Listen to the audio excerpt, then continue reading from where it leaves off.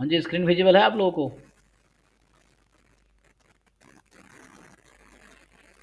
Yes sir. Okay. देखो ऐसे आप लोगों ने कर ही रखा है, मुझे पता है ज़्यादातर लोगों ने कर ही रखा है, लेकिन फिर भी मैं एक बार करा देता हूँ अपनी तरफ से, क्योंकि मेरा है ना, वही कुछ बच्चे हैं ना कंप्लेन करने वाले होते हैं, तो सर ने कराया नहीं। तो बाकी है ना, ज़्यादातर बच्चों ने, मुझे पता है कि ये 2018 के पहले वाले कर ही रखे हैं, उनके पास सॉल्यूशन बुक भी है और उनको खुद भी कर रखा है। फिर भी मैं हिंट दे देता हूँ ताकि आपको थोड़ा बहुत सीखने को ज़रूर मिलेगा, सॉल्यूशन से बेटर है ना। तो एक बार जस्ट डिस्कस कर लेते हैं कौन से क्वेश्चन कैसे होगा, और जो डाउट रहेगा कल क्लास होगी, सेम शेड्यूल 5 से 8 होगी, तो उसमें आप पूछिए, है ना। तो पहला क्वेश्चन क्या है, E F be two event, probability of E positive है, एफ गिवन ई, तो यहाँ से आ जाएगा F intersection E upon probability of E, तो यहाँ से ई इंटरसेक्शन एफ की प्रोबेबिलिटी ऑफ ई के टर्म में आ जाएगी, और यहाँ लिखोगे, इसको क्या लिख सकते हो आप, probability of E minus probability of E intersection F, और यहाँ से ई प्रोबेबिलिटी, माइनस ई इंटरेस्ट। हाँ अच्छा है। हाँ हाँ, और यहाँ से ई इंटरसेक्शन एफ आ जाएगा, तो इसको यहाँ पुट कर दो, तो इनको, इस इक्वेशन को सॉल्व करके प्रोबेबिलिटी ऑफ ई आ जाएगी। फिर यहाँ पे आपके पास x1 x2 xn random variable है जिसका पीडीएफ ये है, और पूछ रहा है कि देन एमएलई बताओ थीटा का क्या होगा, तो एमएलई तो निकालना आता ही आप लोगों को, लाइक्लीहुड फंक्शन लिख के मैक्सिमाइज कीजिए। फिर ये वैल्यू ऑफ दिस इंटीग्रल, तो इसको आप पोलर फॉर्म में कन्वर्ट करके कर सकते हैं, या आर स्क्वायर करके आर डी थीटा करके इंटीग्रेशन निकाल के, या हालांकि ये प्रोबेबिलिटी डिस्ट्रीब्यूशन से भी कर सकते हैं इसको आप, ये कहीं ना कहीं नॉर्मल का जॉइंट पीडीएफ नॉर्मल का। है ना। हाँ, तो एक आप तो इंटीग्रेशन वाला कॉन्सेप्ट भी लगा सकते हैं आप, कि पोलर फॉर्म में कन्वर्ट करके इंटीग्रेशन से हम देख सकते हैं, और नहीं तो प्रोबेबिलिटी को यूज़ करना चाहें तो 1/√2 पाई ई की power minus half x square इस टाइप से है, तो उससे भी हो जाएगा जॉइंट पीडीएफ एक्स वाई का, और एक्स की value zero minus X less than Y की प्रोबेबिलिटी है एक्चुअली ये, तो probability X less than Y, X Y I I D normal zero बना तो डायरेक्टली हाफ आ जाएगा, तो इससे हो जाएगा, नहीं तो आप इंटीग्रेशन कीजिए प्रॉपर। यहाँ आपको रीजन दे रखा है, एक सा ग्राफ बना लीजिए, और इस ग्राफ बनाने के बाद इस पे इंटीग्रेट कीजिए आप, ग्राफ बना के लिमिट लेके। फिर यहाँ पे है two coins with probability of head you है, प्रोबेबिलिटी ऑफ, अच्छा दो कॉइन, एक पे हेड की प्रोबेबिलिटी यू है, दूसरे पे हेड की प्रोबेबिलिटी वी है, respectively are tossed independently if both coins shows up tail is equal to both coins shows up head, तो ये तो इजी हो गया ना, दोनों पे टेल आ गया, तो टेल का मतलब 1 - u × 1 - v बराबर बोथ कॉइन्स हो जब हेड, तो u भी, तो यहाँ से इक्वेशन आ जाएगी actually, 1 - u × 1 - v is equal to U into V, I think solve करेंगे तो u प्लस v की वैल्यू आ जाएगी इजीली, ठीक है ना, तो बहुत बेसिक क्वेश्चन है ये। यहाँ पे f कोई थ्राइस डिफरेंशिएबल फंक्शन है, -π/6 से +π/6 में, और जो मैं बोल रहा हूँ आप करके देखना, नहीं हो तो आप नेक्स्ट क्लास में फिर पूछना, कल 5 to 1 क्लास है, 3 घंटे होगी जैम की, और गेट की 9 to 11 है। तो f be a thrice differentiable function -π/2 से π/6, एफ डैश एक्स इसके इक्वल है 1 plus f x whole square से, कह रहा है अगर एफ जीरो वन है then the coefficient of x square in Taylor's expansion of f about zero is, f कोई थ्राइस डिफरेंशिएबल फंक्शन है, ठीक, कोई दिक्कत नहीं है, और एफ डैश एक्स, यहाँ देखो एक काम कर सकते हैं, सॉल्व भी कर सकते हो, D Y by D x बराबर 1 प्लस वाई स्क्वायर करके थोड़ा सा इंटीग्रेशन वाई एक साइड लाया कर लो ना, तो एफ एक्स मिल जाएगा, और एफ एक्स मिल जाएगा, और वो इंटीग्रेट करोगे ना, अब ये डिफरेंशियल इक्वेशन टाइप का हो गया, तो अभी भी समझ सकते हो, लेकिन बहुत डिफिकल्ट डिफरेंशियल इक्वेशन नहीं है, d Y by D x बराबर 1 प्लस वाई स्क्वायर, तो d y upon 1 plus y square बराबर डी एक्स, tan वर्स वाई बराबर एक्स, तो वाई बराबर tan एक्स टाइप का आ जाएगा, कुछ सी टाइम ऐसा कांस्टेंट भी तो आएगा, तो प्लस कांस्टेंट भी आएगा, कुछ इस तरह से आएगा, चेक कर लीजिएगा क्या आता है, और हाँ tan एक्स प्लस सी आएगा ऐसा कुछ, फिर उसके बाद देखना है कि जीरो रखने पे वन कब आएगा, सी आ जाएगा वहाँ से, फंक्शन आ गई, फंक्शन आ गए तो बोल रहा है coefficient of x square in the Taylor series expansion of F, F यहाँ से आएगा, इंटीग्रेशन करने पे कांस्टेंट ऑफ इंटीग्रेशन आएगी, तो वो कांस्टेंट यहाँ से निकल जाएगा एफ जीरो वन से, और देन उसका टेलर सीरीज एक्सपेंशन लिख के एक्स स्क्वायर का कोएफिशिएंट बताना है। एक्स कोई डिस्क्रीट रैंडम वेरिएबल है, आपको दे रखा है पीएमएफ, ठीक, ये कहीं ना कहीं, हाँ मतलब मिक्स टाइप बना, मतलब वो कॉन्वेक्स कॉम्बिनेशन लेने की कोशिश की है, ई है इवन नंबर्स, तो पूछ रहा है बताओ प्रोबेबिलिटी एक्स बिलोंग्स टू, कोई दिक्कत नहीं है, आप है ना, इवन पे प्लस और मतलब जीरो पे, टू पे, फोर पे एक पैटर्न दिख जाएगा, फिर इन्फाइनाइट ज्योमेट्रिक सम से यहाँ से आ जाएगा, यहाँ पे मे बी समेशन सीरीज का यूज होगा, तो ईजी है, मतलब मुश्किल नहीं है, जस्ट सीरीज का आपको सम यहाँ से निकालना पड़ेगा, एक्स बराबर जीरो रख के प्लस एक्स बराबर टू प्लस एक्स बराबर फोर एंड सो ऑन। यहाँ पे क्या है, x why have joint PMF, ये दे रखा है आपको, अच्छा तो एन की वैल्यू -k से सो ऑन है, K1 to 2 है। बोल रहा है ई वाई बताओ। तो यहाँ दो अप्रोच है, एक है E of Y given X कर सकते हो आप। तो उसके लिए पहले आपको, है ना, कंडीशनल ई वाई को क्या लिख सकता हूँ मैं, E of Y given X, तो उससे आ जाएगा एक तो। और दूसरा तरीका है कि आप पहले वाई का मार्जिन निकाल सकते हो, तो निकालो फिर उससे करो, तो वो डिफिकल्ट होगा E of Y given X करना। और ये जॉइंट पीएमएफ है, तो इसको लिखो ऐसा आप, PMF of X into PMF of Y given X, कुछ इस तरह से। तो उससे कुछ आएगा, ट्राई करके देखो, सॉल्व जरूर करना खुद से, नहीं तो पूछना फिर नेक्स्ट क्लास में doubt. x1 x2 IID normal 0 1 है, तो पता ही आप लोगों को, x1 स्क्वायर का स्क्वायर 1 का स्क्वायर 1 का स्क्वायर 2 का स्क्वायर 2 मतलब exponential with mean 2 identically distributed होता है, का square 2 is identically distributed with exponential with mean 2। तो यहाँ से आपका सिंपली एक्सपोनेंशियल का पीडीएफ लिख लो और 0 से 2 में इंटीग्रेट कर दो, हो जाएगा। ये जो फंक्शन है ये डेफिनेशन बेस्ड है। लिमिट के लिए कॉन्टिन्यूटी चेक करना है तो लिमिट लगा दोनों पे, 0 0 आ जाएगी 0 पे। डिफरेंशियबिलिटी के लिए डिफरेंशियबिलिटी का डेफिनेशन यूज करो, तो उससे आ जाएगा। क्या होता है, डेफ जीरो निकालना है ना, तो F X minus F zero upon X minus zero limit X tends to zero, तो फॉर्मूला लगाने हैं। यहाँ बोल रहा है X X transpose upon X transpose. ये जो एक्स ट्रांसपोज एक्स है ये नंबर है, ये मैट्रिक्स नहीं आएगा, ये 1 क्रॉस 1 की मैट्रिक्स आएगी, that is equivalent to a real number. ये कोई नंबर है एक्चुअली। और एक्स क्या है, कॉलम वैक्टर है। फॉर एग्जाम्पल 1 2 कॉलम में लिख लो, कॉलम मैट्रिक्स समझ सकते हो आप इस तरह से। ऑर्डर क्या है इसका, तो एन है ना, एन यहाँ पे होगा, ये एन क्रॉस एन आएगा, तो एक्स का ऑर्डर होगा एन क्रॉस 1। तो ईजी है ये क्वेश्चन। तो एक एग्जांपल ले लो, एक्स को मान लो 1 1 ले लो, इसके हिसाब से पी निकाल लो, फिर चेक कर लो किसको सेटिस्फाई कर रहा है, तो उससे आ जाएगा। आई थिंक इसका रैंक 1 आता है, ये प्रोजेक्शन मैट्रिक्स है तो इसका रैंक 1 आता है, ये थ्योरम है, P is a projection matrix, इसका रैंक 1 आएगा, ये ऑप्शन होगा, चेक कर लेना। X Y be I I D binomial random variable, ये तो कल लास्ट क्लास में कराया था मैंने, जो लोग रहे होंगे डाउट क्लास में, पिछले क्लास में मैंने सॉल्व करवाए थे। X is equal to y, तो यहाँ एक पास एक यूज होता है एन सी जीरो का whole square plus n c one का whole square up to n c n का whole square is equal to 2n sum आता है। 13 में क्या है कि x be r random variable with joint p d f, okay, based on the sample of size 1 the most powerful critical reason for H not against, simple versus simple है, तो likelihood ratio test से आप critical reason निकाल लेंगे, और उसके बाद ठीक है alpha alpha two. Sir question 12 थोड़ा सा रिपीट कीजिए सर। 12 मैंने लास्ट क्लास में सॉल्व किया था, पिछले क्लास में इसको सॉल्व किया है मैंने एक्चुअली, क्योंकि रेगुलर आप नहीं होंगे आप। सर थोड़ा सा तो यहाँ क्या डाउट है आपको बताइए, एक्स 12 वाला सर, 12 वाला। जी 12 कल तुमने पूछा था ना भाई, हाँ संजय, 12 मैंने कल, पूछा था सर। कल का आया था ना सॉल्व मैंने 12 का, इसका बी ऑप्शन आया था। यस सर, मैं हाँ, सेंड कर दूंगा इसका उनको। सोल्यूशन भेज दो ग्रुप में अभी। यस सर, बी ऐसे वाला से है। नहीं बताओ, आप उर्दू में बता देता हूँ क्या डाउट है आपको, कहाँ से स्टार्ट किए, कहाँ फंस गए आप। सर वो p x equal to Y, मैंने x minus Y equal to 0 ली थी, तो नहीं नहीं, ये डिस्क्रीट है, वैसा नहीं कर स्मॉल से सकते आप, कैसे। मत कीजिए आप ऐसे। आप simply X is equal to Y का मतलब है X is equal to small X into Y is equal to small X, दोनों को इक्वल रख दीजिए। तो आपको बस मैं फॉर्मूला बता देता हूँ, आप कॉन्टिन्यूस नहीं है ना कि आप इसको डिफरेंस लेकर डिफरेंस निकाल लेंगे, और कॉम्प्लिकेट हो जाएगा। आपको यहाँ पर बोल रखा है कि एक्स वाई जो है ना, दोनों आई आई डी बाइनोमियल 2,1/2 है, आई थिंक जो भी है 2, p है शायद, नहीं n,1/2 है ना, बाइनोमियल n,1/2 है, तो ये दोनों बोथ आर बाइनोमियल। जैसे एक अप्रोच काम ना करे दूसरा लगाइए, तीसरा लगाइए, तो आपको समझ आएगा क्या होगा। लेकिन आपको घर पे ऐसे एक्सपेरिमेंट करने होंगे, तो आप ऐसा लिखिए ना, X is equal to K into Y is equal to K. आप चाहो तो बीच में कॉमा लगा सकते हो, बाद में इंडिपेंडेंट है तो अलग अलग कर दो। के फ्रॉम, अब यहाँ सपोर्ट क्या होता है, इसका सपोर्ट बाइनोमियल है तो 0 से n, अब इसको सॉल्व कीजिए आप। सो के फ्रॉम 0 टू n, अब ये अलग अलग कर लीजिए, एक्स बराबर के, वाई बराबर के, आई आई डी है तो ये दोनों की प्रॉपर्टी सेम ही आएगी। अच्छा सर, हाँ सर हो जाएगा सर, समझ सो गई। एक्स बराबर के का होल स्क्वायर करके अब इसको थोड़ा सिंप्लीफाई कीजिए, मैच कीजिए किसकी इक्वल आएगा, ये है। फिर ये आप सिंपल लाइक्लीहुड रेशियो टेस्ट लगा के क्रिटिकल रीजन आ जाएगा, फिर अल्फा यूज़ करके के आ जाएगा। यहाँ से क्या होगा कि पी आई जे 50 क्रॉस 50 का मैट्रिक्स है, जहाँ पे एलिमेंट है मिनिमम आई जे, ठीक है ना।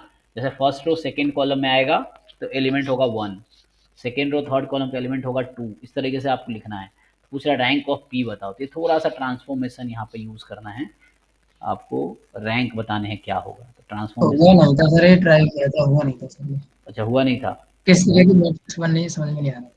नहीं नहीं मैट्रिक्स तो ये है, तुम एक काम करो ना, तुम्हें जैसे 50 से दिक्कत हो रहा है ना, तुम थोड़ा छोटा सा एग्जाम्पल ले लो, 50 में अगर दिक्कत है तो समझने के लिए अभी 50 क्रॉस 50 का ही बना देता हूँ मैं ऐसे, लेकिन यहाँ पे थोड़े प्रॉपर्टी यूज़ होगा। ये तो ये जैसे मान लो पहला रो पहला कॉलम तो 1, फिर बोला है आईजे में मिनिमम आएगा, तो पहले रो में 1 1 1 1 आता रहेगा 50 बार, ठीक। दूसरे रो में क्या होगा, यहाँ आएगा 2 1 का मिनिमम 1 है, 2 2 2 2 2 2 2 आता रहेगा।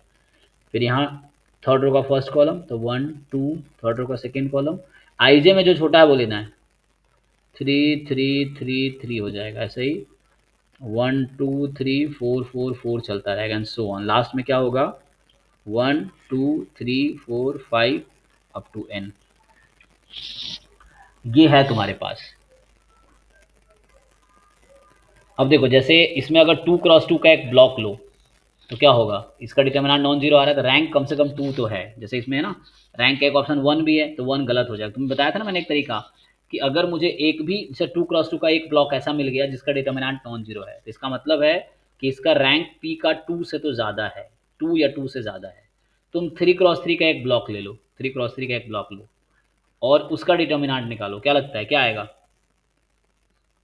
ये भी नॉन जीरो इसका आएगा। भी नॉन जीरो ही आएगा सर तो डिटरमिनेंट। इसका मतलब ये, इससे ये पता चला 3 क्रॉस 3 का कोई ब्लॉक लिया और डिटर्मिनेंट नॉन जीरो है, इससे ये पता चल गया कि इसका रैंक कम से कम 3 तो है। तो इससे क्या पता चला, ध्यान से देखो, तो ए बी ऑप्शन आउट हो गया सिंपली, या तो सी है या डी है, ठीक। तो अब इससे ये डिसाइड करना पड़ेगा कि जो ये 50 क्रॉस 50 की मैट्रिक्स है क्या इसका डिटर्मिनेंट नॉन जीरो आएगा, तो यहाँ 50 होगा, 50 क्रॉस 50 है ना, ये 50 क्रॉस 50 की है तो यहाँ पे 50 है। अब आप खुद सोचो, इसको थोड़ा सा ट्रांसफॉर्मेशन यूज करो, पता है ये 1 क्या करेगा, पता है ये 1 क्या करेगा, 1 इन सबको जीरो बना देगा कि नहीं। अगर मैं ऐसा सर करूं कि सेकेंड रो में फर्स्ट रो को घटा दो तो ये जीरो हो गया और यहाँ आ जाएगा 1 1 1 1 1 आ जाएगा। इस तरीके से ही काम करो, थोड़ा सा दिमाग लगाओ, फिर ऐसे ही इसको भी जीरो बनाओ, सबको जीरो बना दो। ये फिर 2 क्या करेगा, इन सबको जीरो बना देगा। ये 3 क्या करेगा, इन सबको जीरो बना देगा। ये 4 क्या करेगा, इन सबको जीरो बना देगा। तो एट द एंड पता है क्या होगा, ये एक अपर ट्रायंगुलर मैट्रिक्स बन जाएगी और जिसका डिटर्मिनेंट क्या होगा, नॉन जीरो आएगा। तो जिस मैट्रिक्स का डिटर्मिनेंट नॉन जीरो उसका रैंक क्या होगा, मतलब उसी के बराबर होगा जितना इसकी डायमेंशन है। तो 50 क्रॉस 50 है, इसका रैंक कितना आ जाएगा, 50 आ जाएगा। तो एलिमेंट्री ऑपरेशन लगाओ, इस 1 से इस पूरे को जीरो बना दो, इस 2 से इन सबको जीरो, 3 से इसको जीरो बना दो, 4 से इसको जीरो एंड सो वन, ये जीरो होता चला जाएगा। बस डायगोनल पे 1 2 3 4 50 तक रहेगी। तो ये ऐसा बन जाएगा और इसका डिटर्मिनेंट निकालो तो प्रोडक्ट ऑफ डायगोनल एलिमेंट्स हो जाएगा, नॉन जीरो आएगा तो रैंक फुल है, 50 इसका आंसर होना चाहिए, चेक कर लेना। ठीक है, तुम लिख के देख लो।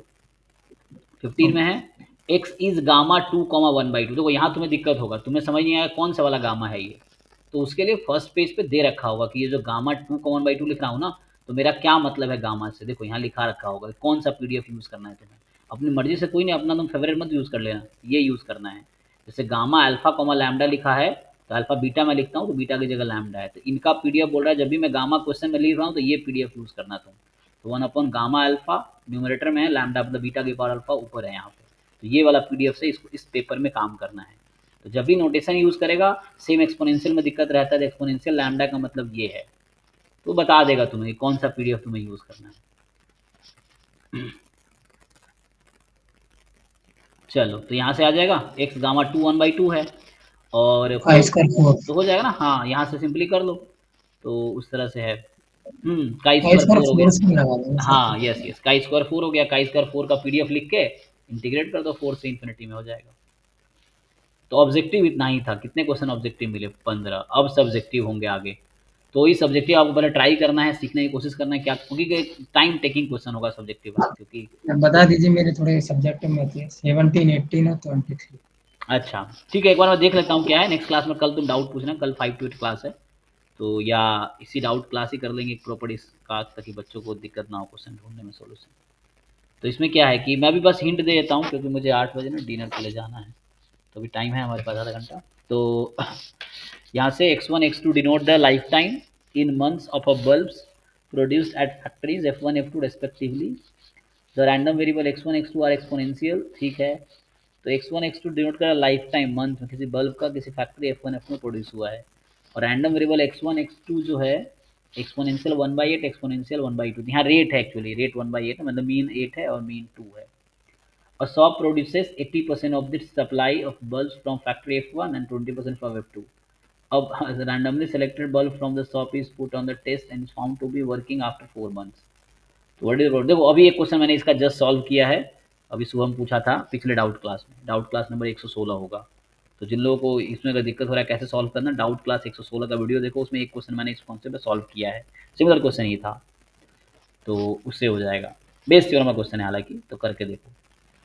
एक्स गामा 4 लैम्डा है, तो पता ही रखा है गामा 4 लैम्डा है, पीडीएफ दे रखा है हमें।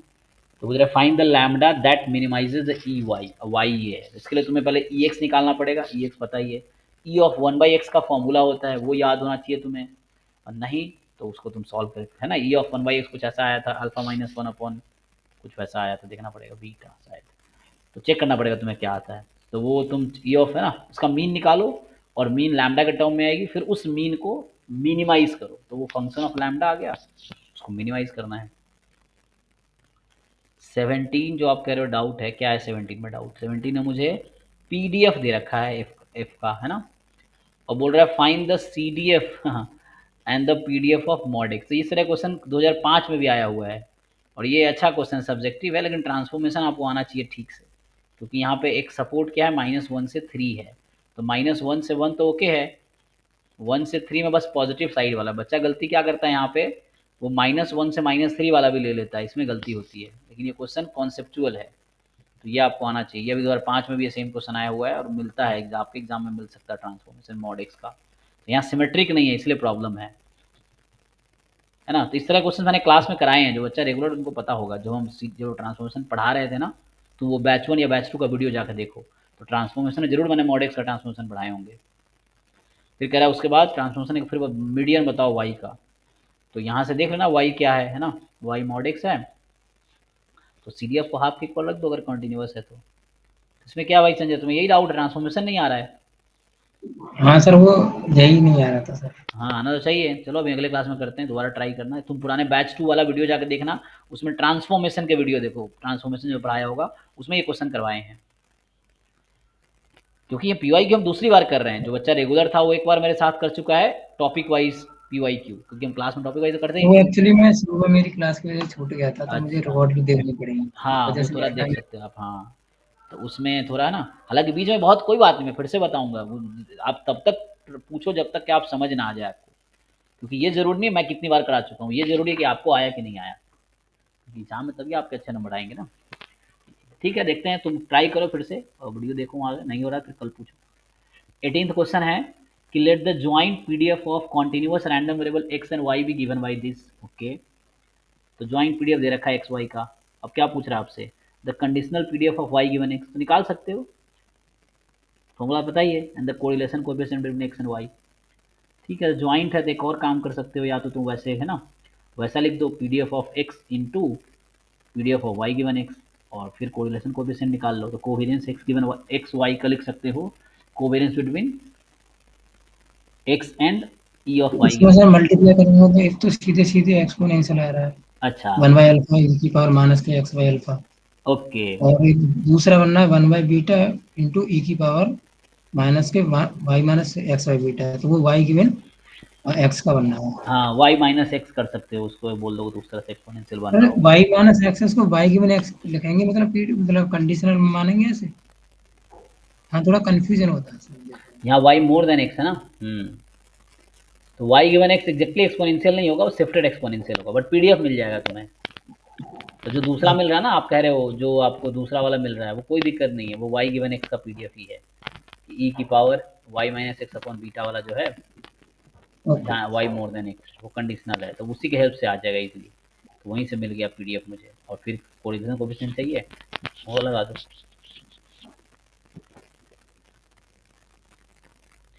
लिख के देखो, नहीं तो फिर मुझसे पूछो। ये x1 x2 x3 IID random variable है जिसका पीडीएफ दे रखा आपको ये, तो find the method of momentation method पता ही आपको हाउ टू डू, ये एक बार है ना, ई एक्स बराबर एक्स बार, एस है x1 प्लस 2x2, ये अनदर एस्टिमेटर है थीटा का। तो बोल रहा है बताओ efficiency of t relative to s, तो बता ही रखा relative formula t and s का, तो variance of s upon variance of t निकाल देना। ये x1 x2 xn independent random variable है with xi having normal theta comma 1/i, तो ये आइडेंटिकली डिस्ट्रीब्यूटेड नहीं है लेकिन इंडिपेंडेंट है। अब बोल रहा है find the MLE of theta, तो एमएलई वही तरीका है, लाइक्लीहुड फंक्शन लिखो, लेकिन यहाँ ध्यान रखना अलग अलग डिस्ट्रीब्यूशन है, तो ज्वाइंट पीडीएफ लिखना पड़ेगा हमें अलग अलग, फिर उसको मैक्सिमाइज करना है थीटा के लिए। इससे थोड़े है ना लेंदी क्वेश्चन होंगे, कॉन्सेप्ट बेस्ड होंगे। ये सिंपल लिनियर रिग्रेशन मॉडल है, सारे डेटा दे रखा है तुम्हें, पूछ रहा है लिस्ट पर एस्टिमेट बता दो। फॉर्मूला तो पता ही है आपको, अल्फा बीटा का फॉर्मूला क्या है, फॉर्मूला यूज करो directly. Find the unbiased estimate of sigma square, तो इसका हालांकि अब इस क्वेश्चन नहीं आता लेकिन इस पर फॉर्मूला एक इसका आता है, तो उस फॉर्मूले के हेल्प से आ जाएगा। वो सर वो होता है ना y बराबर अल्फा प्लस बीटा एक्स, इसका समेशन में ले देते हैं, हाँ फिर एक में एक्स आई की मल्टीप्लाई करके फिर दोबारा समेशन ले देते हैं, तो डायरेक्ट निकल आता है उससे। क्या फॉर्मूला है, डायरेक्टली कर सकते हो उससे। एक डायरेक्ट फार्मूला भी है वो बीटा 1 का एफ से। हाँ यस, तो उससे कर सकते हो। एक ऑब्जर्व वैल्यू दे रखी है आपको रैंडम सैंपल का, जो कि नॉर्मल म्यू सिग्मा स्क्वायर है, और पूछ रहा है find the 95% confidence interval for mu. तो इसमें क्या है कि हमारे पास ऑब्जर्व वैल्यू है और अननोन है, तो फॉर्मूला बता ही रखा हमने आपको ना, X bar plus minus S by root N Z alpha by two, लेकिन यहाँ जेड नहीं होगा क्योंकि अननोन है, T N minus one alpha by two बनेगा, है ना, उस तरीके से। तो फॉर्मूला डायरेक्टली पता है आपको, पुट करो। यहाँ पे क्या है कि आपको रैंडम सैंपल साइज 5 का दे रखा है, find the power of most powerful test. तो पहले क्रिटिकल डिवीजन निकालो, फिर अल्फा यूज़ करो, के निकलेगा वहाँ से, के निकल गया तो पावर निकाल लो। ये यहाँ लिमिट है, तो ये तो एल हॉस्पिटल रूल से आ जाएगा ना। यहाँ क्या है ए एन दिस, ये टेलीस्कोपिक है, इसको ओपन कर लो हो जाएगा। क्या बोल रहा है ये A1 1 है और लिमिट 3 है, तो पूछ रहा है क्या टेलीस्कोपिक है, इसको सिंप्लीफाई करो, क्या बनेगा A2 minus A1 whole square A3 minus A2 and so on. तो एक पहला और लास्ट बचेगा, आई थिंक पहला और लास्ट बचेगा, फिर इसका कुछ डिफरेंस आ जाएगा। टेलीस्कोपिक सीरीज है ये, उसको ओपन करो दिख जाएगा, कैंसिल होते चले जाएंगे टर्म, 2 टर्म बचेंगे। ये तो अभी हमने सॉल्व किया आज ही कि ये ए एन है और बी एन हमने ले लिया 1/n², तो A N upon B N की लिमिट निकालो 1 आएगी, तो सीरीज 1/n² कन्वर्जेंट है, इसीलिए ये कन्वर्जेंट होगी। Determine whether this is continuous at 0 0, simple है, लिमिट निकालो 0 0 पे, तो ये डिग्री 4 है यहाँ पे, डिनोमिनेटर डिग्री 2, तो ऑब्वियसली कंटिन्यूअस होगा ये, क्योंकि डिग्री 4 है न्यूमरेटर में। पोलर फॉर्म से लिमिट निकाल लो इसका 0 0 पे। यहाँ पे क्या है, find the area of the smaller part of the two reasons enclose. Graph बनाओ, ये आपका इलिप्स है, ये पैराबोला है, ग्राफ बनाओ, बीच का रीजन देखो और एरिया निकालो। इवेल्युएट करना है, देखो डायरेक्ट इंटीग्रेशन कर पाते हो ठीक है, नहीं कर पाओ तो ऑर्डर चेंज कर लेना, तो ईजी हो जाएगा। Change of order of integration पे है ये, चेंज ऑफ ऑर्डर पे ही हो जाएगा। यहाँ आपके पास है डिफरेंशियल इक्वेशन अब नहीं आता है, लीनियर ट्रांसफॉर्मेशन भी अब नहीं आएगा, आपके सिलेबस में नहीं है इस बार, तो खत्म। ओके, तो देखो हाँ, आधा 1 घंटा हमने बस एक बार बस बता दिया आपको कैसे करना है, ज़्यादातर लोगों को आता ही होगा, फिर भी एक एक लाइन सॉल्व करके देखो, ओवर कॉन्फिडेंस नहीं रहा कि आता है तो क्या ही करना है, सॉल्व करके देख लो, और जो क्वेश्चन फंस रहा है वो नेक्स्ट क्लास में पूछना, है ना। अभी मैं आज यहीं स्टॉप करूँगा, कल भी 5 to 8 क्लास होगी, तो 5 से है ना वही 6-7 बजे तक डाउट क्लास, और फिर 1 घंटे हम लोग 2010 का जो डाउट होगा वो डिस्कस करेंगे। 2010, 11, 12, 13, 14 जो भी डाउट है पूछो, तो 10 तक का मैंने अपनी तरफ से आइडिया दिया, अब आपको सॉल्व करना है। सॉल्यूशन बुक ऑलरेडी है मार्केट में या आपके पास भी है, देखिए, नहीं समझ आ रहा मुझसे डिस्कस कीजिए कल, फिर कल 2009 का कराऊंगा अगर डाउट नहीं हुआ तो किसी को, ठीक है, डाउट के बाद। तो पहले डाउट क्लास होगी और डाउट क्लास के बाद 2009 का PYQ डिस्कस करेंगे कल, ठीक है। चलो अभी मैं ये स्टॉप करता हूँ, ओके, किसी को डाउट है तो पूछो, अदरवाइज ये स्टॉप करूँगा मैं। चलिए ठीक है, ओके, थैंक सर यू। 2020 का एक डाउट